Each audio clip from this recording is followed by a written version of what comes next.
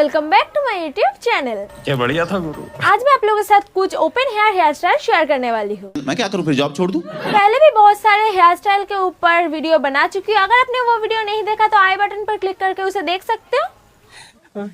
I hope कि आज का वीडियो आपको पसंद आएगा। वीडियो में जाने से पहले आप मेरे चैनल को सब्सक्राइब कर लीजिए अगर आप मेरे चैनल पर नए हो, और पास में जो बेल आइकन है उसे भी प्रेस कर दीजिए ताकि मेरी वीडियो का नोटिफिकेशन आपको सबसे पहले मिले।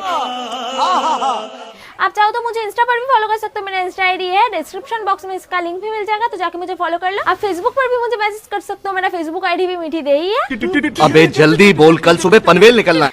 तो ज्यादा बातें मत करके चलिए वीडियो को स्टार्ट करते हैं।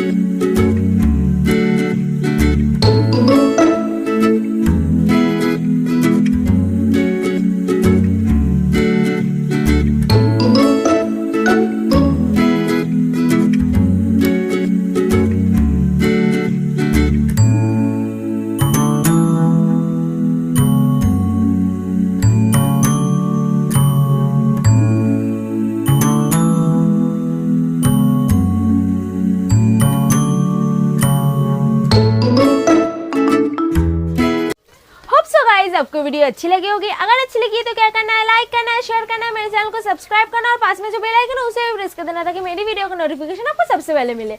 तो मिलते हैं अगले वीडियो में। टाटा।